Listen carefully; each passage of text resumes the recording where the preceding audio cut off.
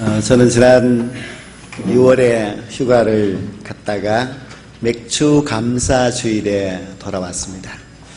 그래서 맥주 감사 주일에 설교를 어떻게 했는가 싶어서 교회 홈페이지에 들어가서 그때의 설교를 다시 한번 들어보았습니다. 어느덧 가을이 되어서 벌써 추수감사 주일이 되었습니다. 저는 지난 5개월을 광야를 지나온 것 같다, 그런 생각이 들었습니다.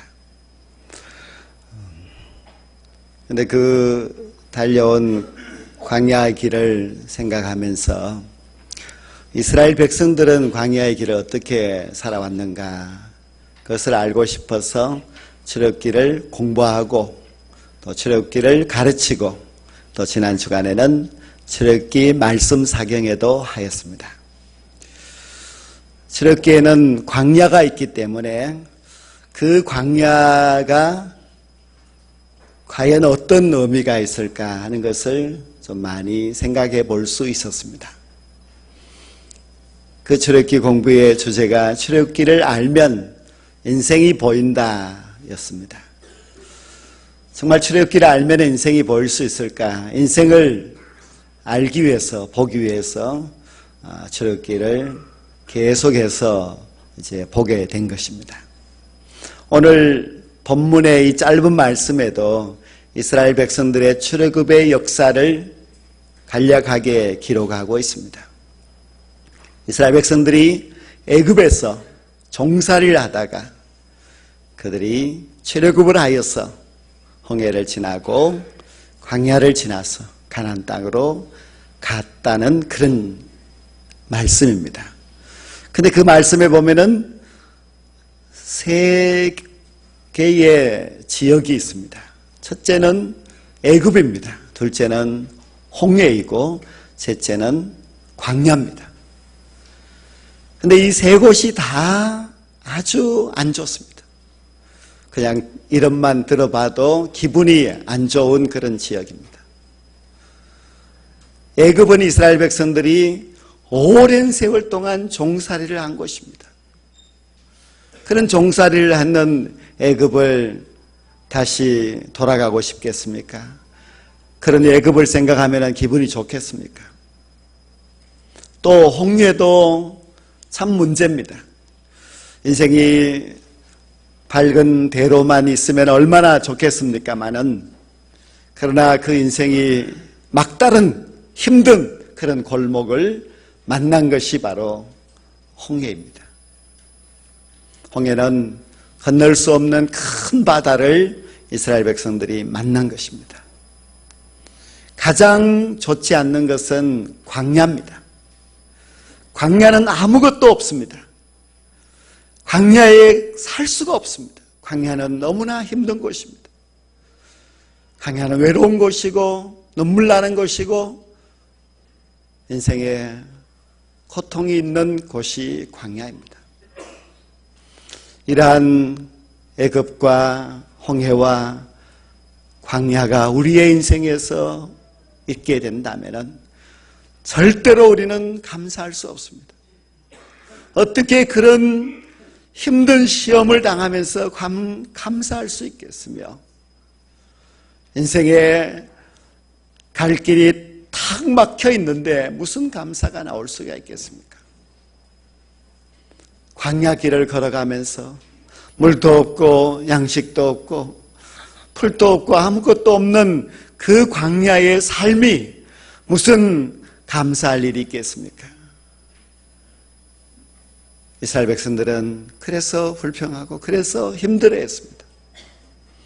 그들의 그 불평이 그래도 이해가 됩니다. 만약에 우리가 인생을 살아가면서 힘든 광야를 만났는데도 그 힘든 광야 속에서 감사합니다, 감사합니다고 말한다면은 그것은 정상적이지 않을 것이고 외식적이라고 그렇게 말할 것입니다. 저는 어렸을 때는 모세를 참 멋있다고 생각했습니다. 홍해를 가르고 이스라엘 백성들을, 그 많은 백성들을 인도하는 그런 모세의 모습을 보면서 이야, 대단한 지도자다, 멋있다고 생각했습니다. 그러나 나이가 들어서 모세를 보니까 참 불쌍하다. 저렇게 불평 전문가인 이스라엘 백성들을 40년 동안 이끌어 가느라고 얼마나 고생했을까. 광야는 모세도 이스라엘 백성들도 힘든 곳이기 때문에 그러한 광야의 생활에서 감사와 찬송과 기쁨이 있을 수가 없습니다. 그러나 하나님께서는 그럼에도 불구하고 애굽에서도 홍해에서도 광야에서도 감사하라고 말씀하고 있습니다. 왜 감사해야 되는가? 그 감사해야 되는 이유는 여호와의 인자하심이 영원하기 때문이라고 했습니다. 하나님의 그 인자하심이 영원하기 때문에 하나님의 백성들은 감사해야 된다고 말씀하고 있습니다. 우리가 가만히 생각해 보면은 하나님은 그래도 인자하신 분은 맞습니다. 하나님이 악한 분이거나 하나님이 인간을 괴롭히고 하는 그런 아주 무지막지한 그런 분은 아니신 것은 확실합니다.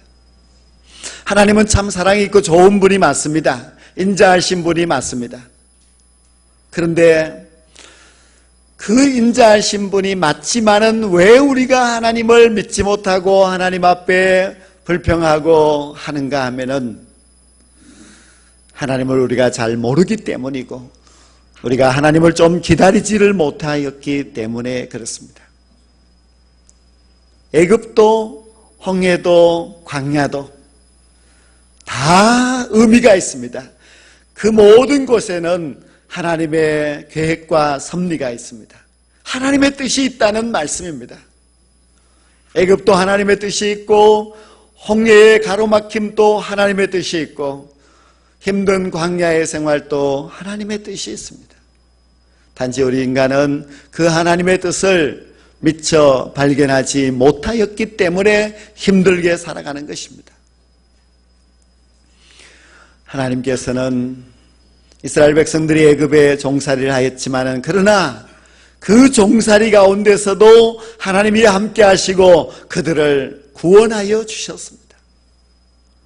홍해는 출애굽한 이스라엘 백성들에게 가장 큰 문제로 만난 그런 큰 시험이었습니다.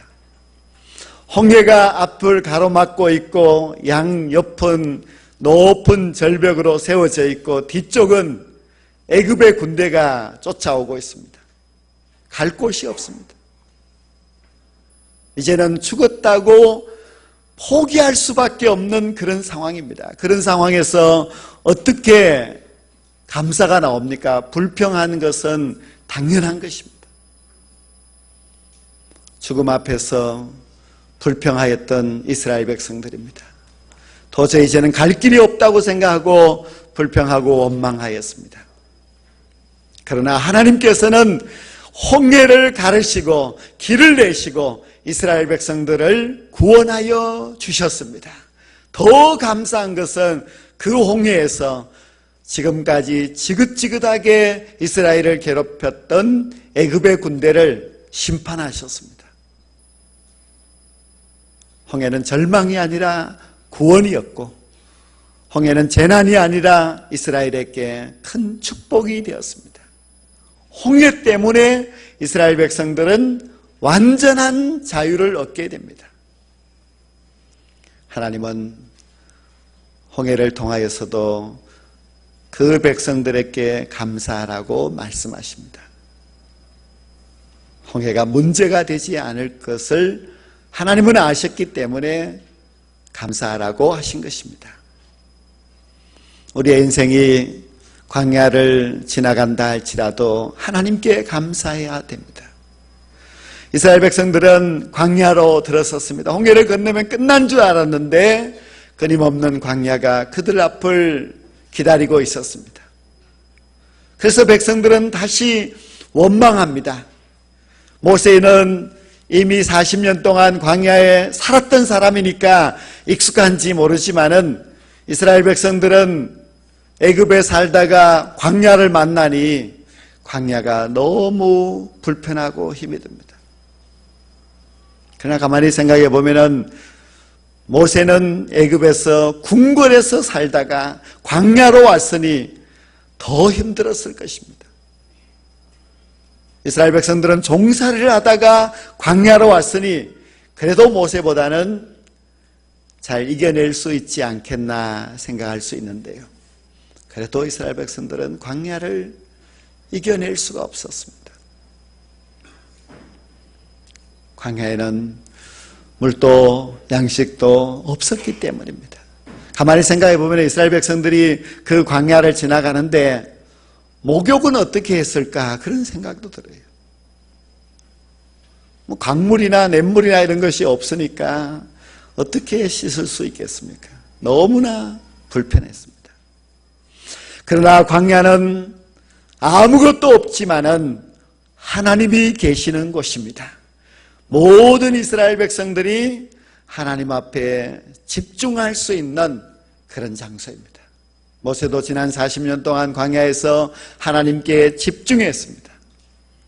지금 이스라엘 백성들도 광야에서 하나님을 만나야 되고 그 하나님께 집중하고 하나님을 더욱더 신뢰해야 되는 곳이 광야였습니다. 광야를 만난다 할지라도 그 광야에서도 하나님이 계시기 때문에 감사하라고 말씀하고 있습니다. 우리의 인생에도 힘든 일들이 어찌 없겠습니까? 그러나 그 힘든 애굽이 있고 홍해가 있고 광야가 있다 할지라도 우리는 감사할 수 있어야만 합니다. 왜냐하면 하나님께서 우리와 함께 하시기 때문입니다. 하나님이 우리와 함께 하시면 홍해도 열려지는 귀한 역사가 일어나게 될 줄로 믿습니다. 광야도 하나님이 우리와 함께 해주신다면 하나님이 내리시는 만나도 먹고 하나님이 주시는 생수도 마시게 될 줄로 믿습니다. 광야는 하나님의 축복이 있는 곳이었습니다. 저 미국의 유명한 토크쇼의 진행자였던 오프라 윈프리는 전 세계 1억 4천 명의 시청자를 두고 있던 대단한 사람이었습니다. 그런데 이 오프라 윈프리는 명예도 있었습니다. 모든 미국에 있는 사람들이 정말 존경하는 사람이 누굽니까? 했을 때 1위가 오프라 윈프리였습니다. 그리고 그는 많은 돈도 있는 부자였습니다.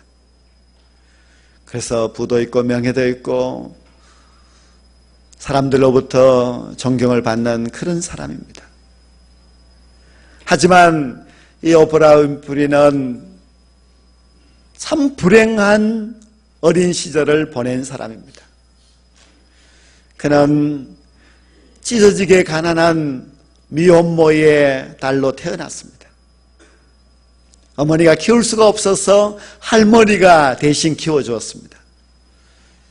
그러나 그는 삼촌에게 성폭행을 당하여서 임신을 하게 되고 겨우 14살의 나이에 아기를 낳습니다. 그도 역시 미혼모가 된 것입니다. 그런데 그 아기는 2달 만에 죽었습니다. 그때부터 윈프리는 절망에 빠집니다. 인생에 아무런 소망이 없었기 때문에 마약을 하기 시작했습니다.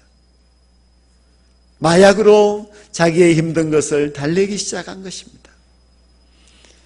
그러면서 몸무게는 점점 불어나서 몸무게가 107kg까지 올라갔습니다.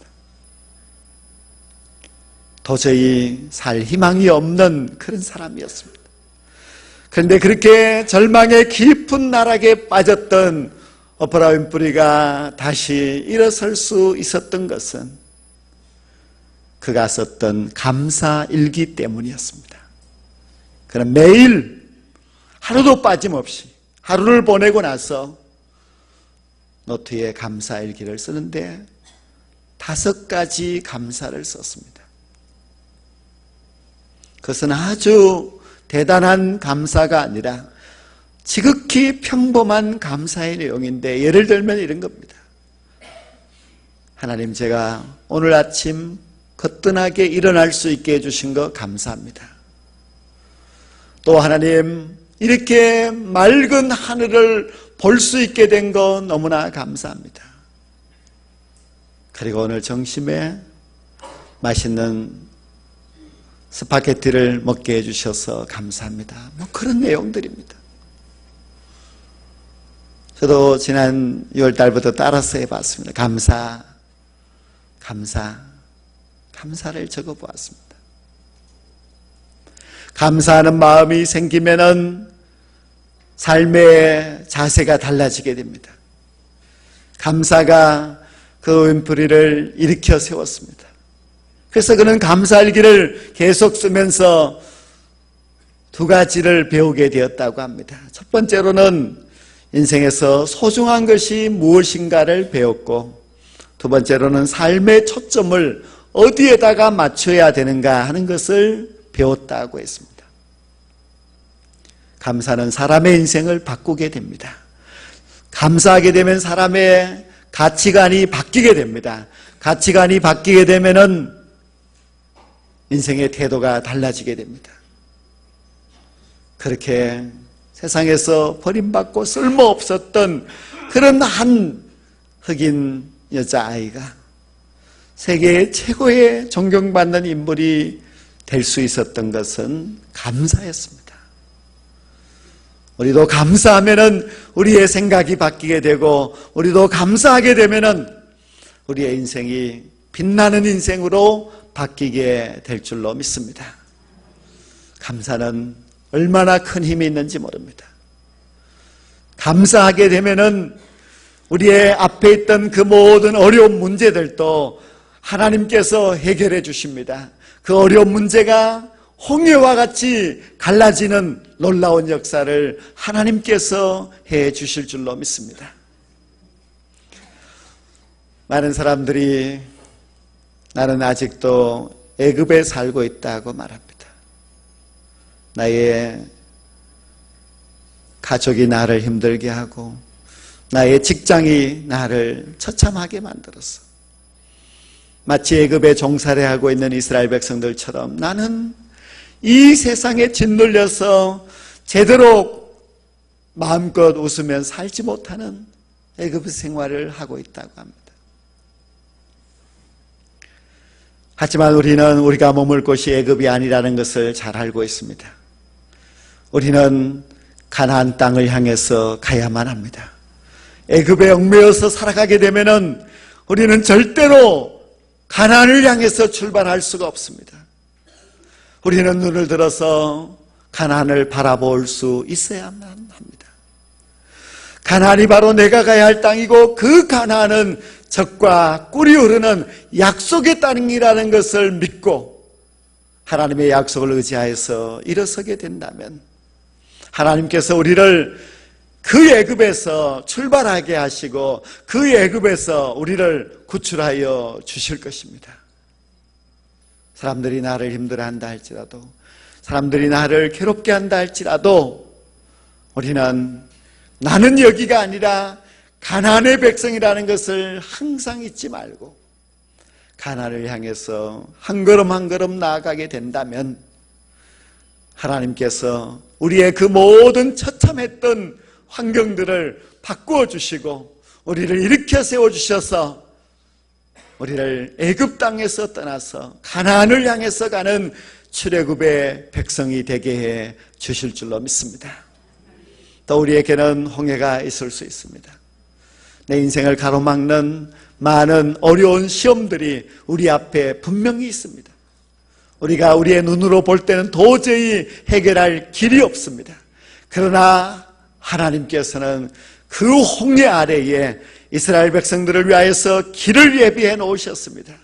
하나님을 바라보게 되면 길이 보이게 되고, 하나님을 의지하게 되면 홍해가 갈라져서 마른 땅이 되고, 건널 수 없는 그 바다가 우리가 씩씩하게 찬송하며 걸을 수 있는 그런 길이 될 줄로 믿습니다. 감사하시기 바랍니다. 감사하면은 길이 있습니다. 감사하면은 하나님의 도우심이 있습니다. 감사하며 나아갈 때에 하나님께서 홍해와 같은 어려운 시험과 문제들을 다 해결해 주시고 마침내 홍해를 건너서 그 홍해 건너편 언덕에 서서 하나님을 찬송하게 되는 그날을 우리에게 허락하여 주실 줄로 믿습니다. 그러나 가장 큰 문제가 광야입니다. 광야를 어떻게 해야 되겠습니까? 광야는 너무 우리를 힘들게 합니다. 그러나 오늘 이 본문 16절 말씀에 보면은 이스라엘 백성들로 하여금 광야를 통과하게 하셨다고 말씀하시면서 감사하라고 했습니다. 광야는 통과해야 됩니다. 우리의 인생에도 광야를 만나면은 광야를 피해서 다른 길로 가면은 또 다른 광야를 만나게 됩니다. 우리의 힘으로 광야를 없앨 수도 없습니다. 광야를 통과하라고 말씀하고 있습니다. 우리는 광야를 통과해야 됩니다.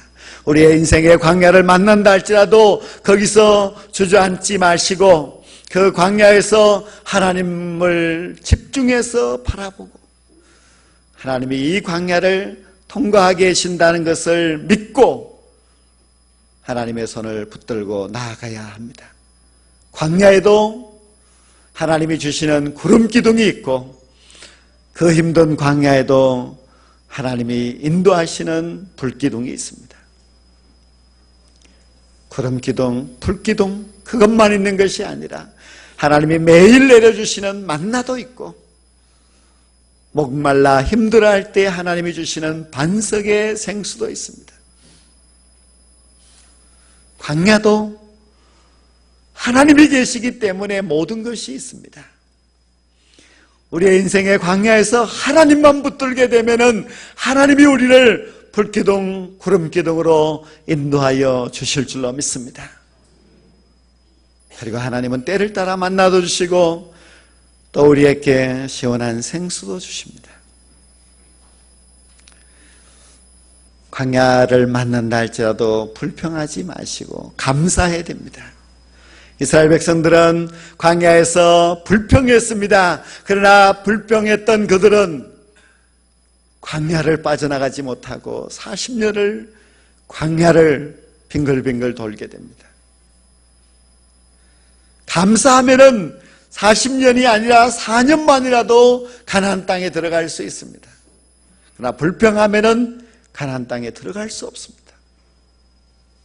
하나님은 우리에게 불평하는 백성이 아니라 감사하는 백성이 되기를 원하시고 감사하는 주의 백성들을 가나안 땅으로 인도하시는 하나님이십니다. 그래서 비록 우리에게 광야가 있고 광야가 힘든다 할지라도 불평은 아무런 해답이 되지 않는다는 것을 깨닫고 이제부터 감사할 수 있기를 원합니다. 감사하면 됩니다. 감사하면 광야도 통과할 수 있고 감사하게 되면 하나님이 예비하신 저 영원한 가나안도 들어갈 수 있습니다. 우리 모두가 이 힘든 광야를 지나간다 할지라도 하나님만 믿고 감사의 생활을 하셔서 하나님이 예비하신 저 영원한 약속의 땅 천국에서 감사함으로 만날 수 있게 되기를 간절히 축원합니다. 기도드리겠습니다. 하나님 아버지, 우리는 무거운 짐에 눌려서 힘들게 살아가는